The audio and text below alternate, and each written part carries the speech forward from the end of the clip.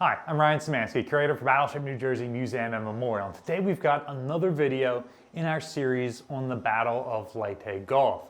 Again, like previous videos we've been doing, this one is just a primer in the series. Today's video is going to be on the Battle of Samar. And it's just a primer because probably more ink has been spilled about this battle than nearly any other in history. And we've got multiple great presenters coming out on Saturday, October 26, 2024, to talk about this action and other battles that were part of the larger Leyte Gulf campaign. In particular, Admiral Sam Cox, the head of Naval History and Heritage Command, is going to be here to talk about the Battle of Samar overview. And Park Stevenson, who's the executive director of USS Kidd, is going to be here to talk about finding the wrecks of Johnston Samuel B. Roberts. Now, Parks has dove before on those submersibles, and he developed the search plan that led to the discovery of those ships. We'll also have Robert Lundgren and Anthony Tully here, who were both also consultants for the expeditions off Samar to find those wrecks. So they're going to be talking a lot. It's going to be largely new research that I'm not sure has been published yet, talking about the wrecks off Samar, the battle itself. I'm super excited to hear it. Before we jump in, here's a word from the sponsor of today's video. Magic Spoon fits a variety of diets. It's high protein and has no sugar. Magic Spoon is an easy source of protein. It makes it so convenient for me to eat more protein when I'm too busy or tired to cook. Magic Spoon tastes just like the cereal you loved as a kid. The most popular flavors are fruity, cocoa, frosted, and peanut butter. And there are many other flavors too. Working on the Battleship, there's rarely enough time between tours or maintenance projects to be able to get a full meal in. That's why I like Magic Spoon. I can eat it quickly and it's very filling. Every serving of Magic Spoon cereal has 13 to 14 grams of protein, 0 grams of sugar, and 4 to 5 grams of net carbs, so you can feel good about what you're eating. Remember to use my code BATTLESHIP or click the link in the description to try Magic Spoon cereal today and get $5 off. You can also find Magic Spoon on Amazon or in your nearest grocery store. And Magic Spoon is so confident in their product, it's backed with a 100% happiness guarantee online. So if you don't like it for any reason, they'll refund your money, no questions asked. Click the link in the description to go to magicspoon.com/battleship for $5 off. Again, today's video is just going to be a primer. We're just going to be talking about the Battle of Samar. I'm going to try and keep it kind of high level. We'll get more into the nitty gritty on the 26th. And also, we're going to talk less about what else is going on in the world, where's Battleship New Jersey during this battle, that sort of stuff. That'll probably be a future video we do on Bull's Run, quote unquote, the name of the non-battle that was being fought to the north that Battleship New Jersey was a part of. 7th Fleet's battleships have just won the Battle of Surigagua Strait, all the way down to the south of the Leyte invasion beaches. North of them, they've got 3 task forces of 7th Fleet's aircraft carriers. They're nicknamed Taffy 1, 2, and 3, with Taffy 1 being the furthest south, Taffy 3 being the furthest north. These baby carriers or jeep carriers are there exclusively to do anti-submarine patrols and to provide aviation support for the soldiers ashore. They carry about 1/3 of the aircraft of an Essex-class carrier. They only do about 18 knots. They only displace about 10,000 tons, about as much as a cruiser. Their armament is purely defensive, a couple of anti-aircraft guns, and their armor is non-existent. These were merchant ship hulls that were converted to carry aircraft to be able to support landings like this one. Taffy 3, the important one in our story, has 6 of these aircraft carriers with it. Taffy 3 additionally has 3 Fletcher-class destroyers and 4 smaller destroyer escorts.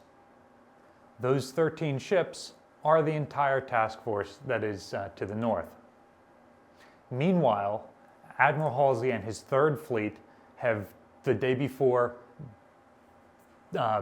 beaten, quote unquote, they think they have beaten Kurita's center force battleships in the San Bernardino Strait.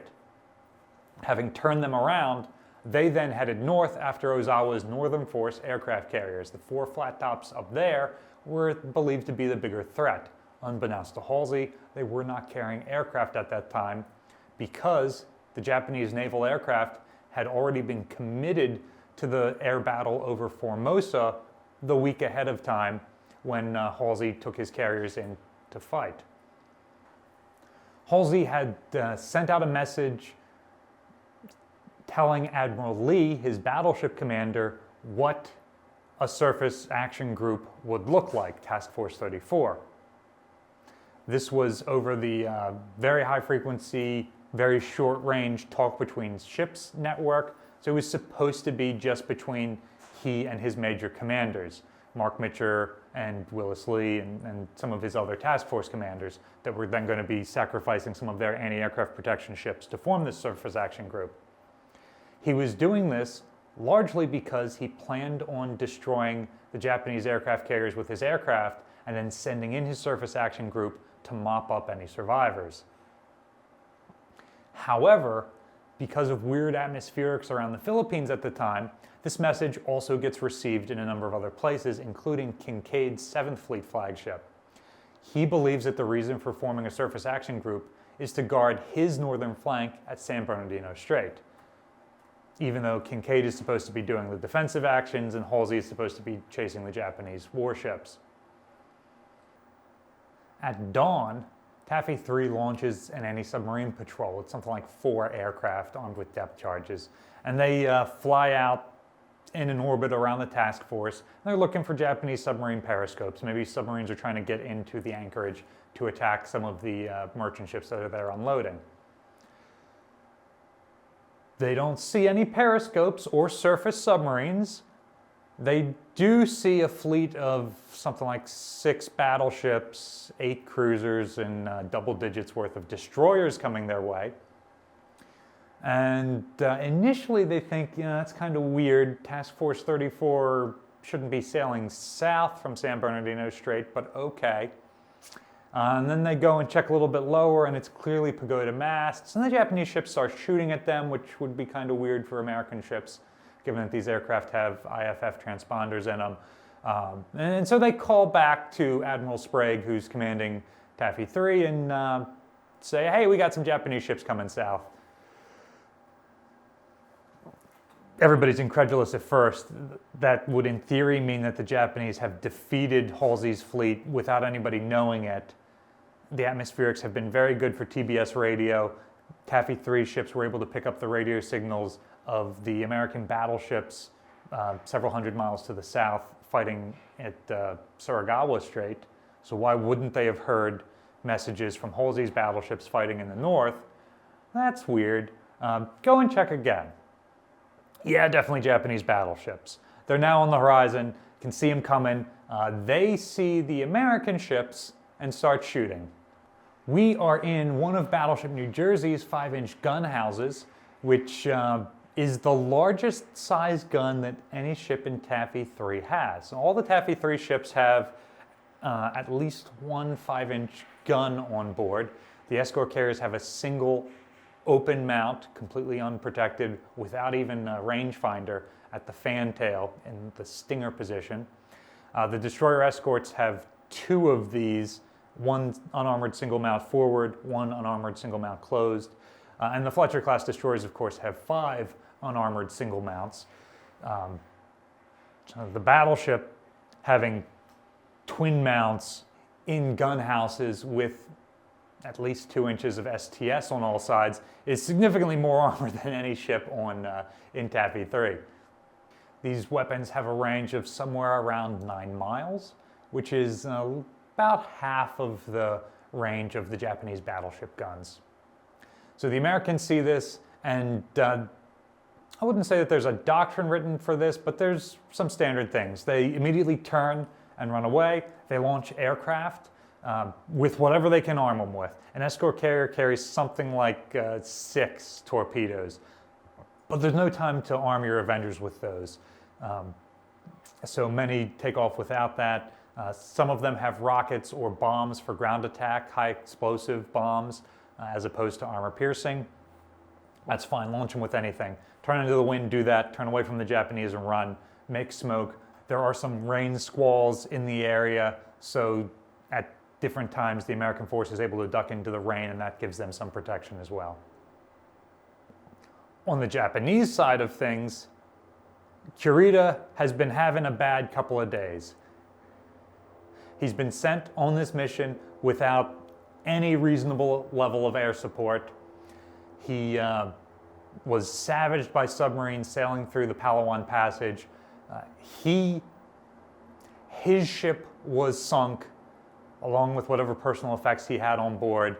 And it was sunk so quickly that he ended up in the water. He wasn't even able to get off of that ship onto another one. And a boat was able to pick him up and take him over to Yamato. So he's sharing a flagship with a different admiral. In fact, I think her commanding officer was an admiral too. So there might have been 3 flag officers in commanding positions on that ship at that time. He's been absolutely savaged by air attacks in the Sibuyan Sea. All of his battleships were damaged, and he lost Musashi, one of the largest battleships ever built.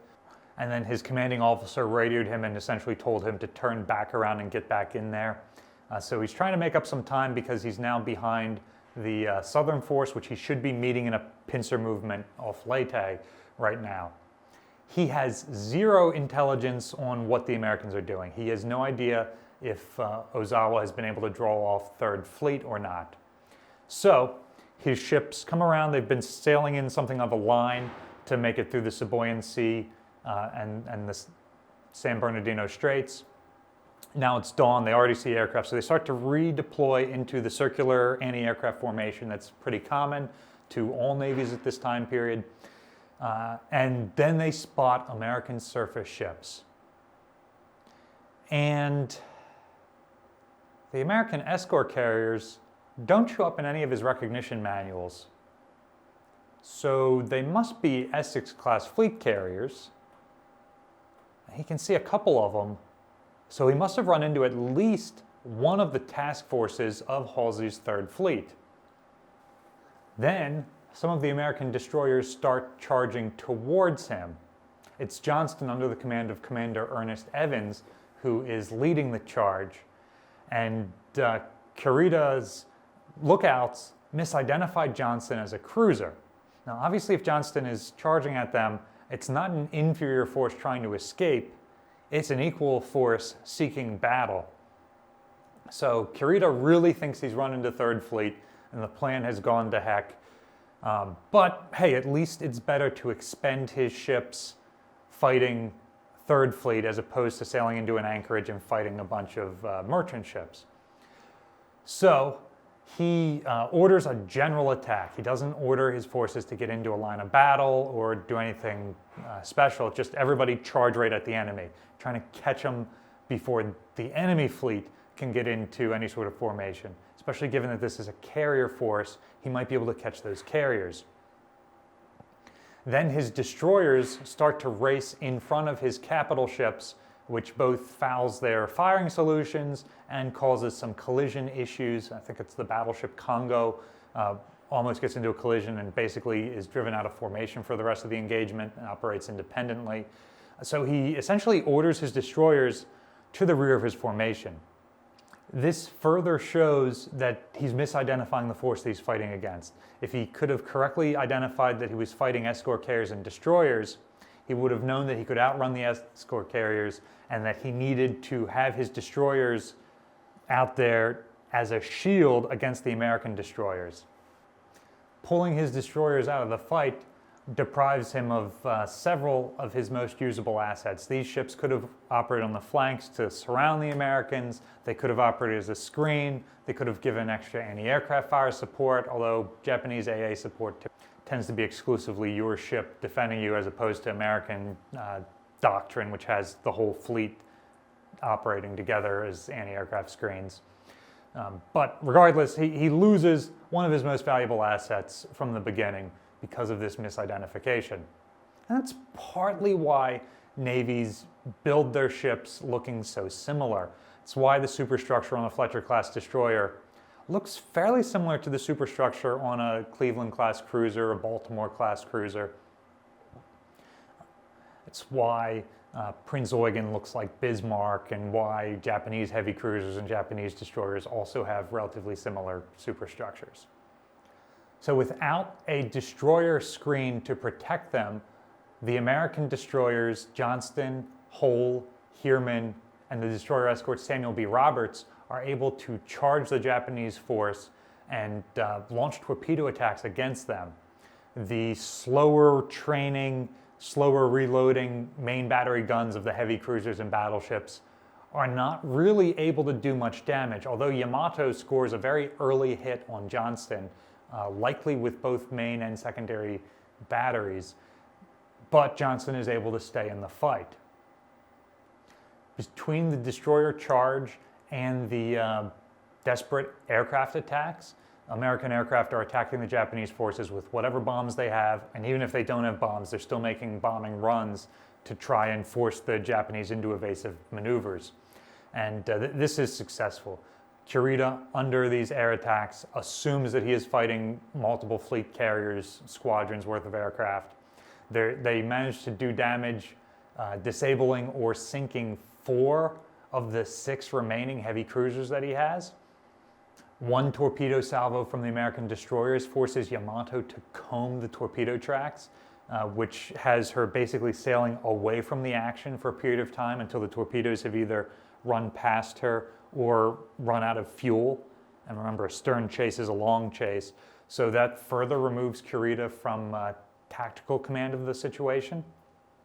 Eventually, the superior speed of the Japanese cruisers and destroyers allows them to start to work around the American formation. At this point, they start to wreak terrible damage. Johnston is sunk, Hull is sunk, Samuel B. Roberts is sunk, and Gambier Bay is sunk. And then Kurita finally starts to receive information about what's happening in the wider world, including information that Southern force has been completely destroyed, and that Ozawa has lured some of Halsey's task forces away. He also receives information that there's another American carrier task force to the north of him. And so just as he's about to sink the last ships of Taffy 3, he turns around to go and face this threat to the north that would block off his retreat back through San Bernardino Strait. He fails to find that threat because it's not there, it's false intelligence, and then he manages to escape back out of there, although he's still suffering air attacks throughout much of the morning. This isn't the end of the battle, however. The battle off Samar also shows the first official use of the kamikaze attacks. Throughout the earlier part of the war, it was very common for damaged Japanese aircraft to target American ships, or Allied ships, I should say, and attempt to crash into them when they had no chance of escaping. But this was the first time that aircraft are being sent out specifically on suicide missions. And one of these Zeros is able to hit the American escort carrier St. Lo, one of the 5 Taffy 3 carriers that had just survived the surface battle off Samar. And this plane crash through the flight deck into the hangar causes some aircraft on board to detonate, which, as we all know, is a bad day for an aircraft carrier, and she ends up being lost as well. 5 of the 6 American warships that are lost during the Battle of Leyte Gulf are sunk off Samar. The final one is the aircraft carrier Princeton, sunk the previous day during the Battle of the Sibuyan Sea. There is a tremendous amount more to this battle than we covered today. Again, this was just a primer. You should definitely come out to our talk on October 26, 2024, so you can meet some of the folks who have done some of the premier research in this field. What's your favorite book on the Battle of Samar? Let us know in the comment section down below. Do you think Hollywood should make a movie about this? This is one of those great battles that I'm amazed has never had a movie made about it. The closest thing to it is the old John Wayne movie, In Harm's Way, that uses a fictionalized battle that's kind of spiritually taken from Samar. But that uses some bad models to achieve this. Or Do you think Hollywood should never touch this battle because they ruin practically every war movie that they make that doesn't have Tom Hanks in it? Let us know in the comment section down below. Battleship New Jersey receives operating support from the New Jersey Department of State, also from a number of other businesses and private individuals. Today's video was sponsored by Magic Spoon. Remember to use my code Battleship or click the link in the description to try Magic Spoon cereal today and get $5 off. You can also find Magic Spoon on Amazon and in your nearest grocery store. You can also support us by liking, sharing, and subscribing so more people find about the museum and our channel. Thanks for watching.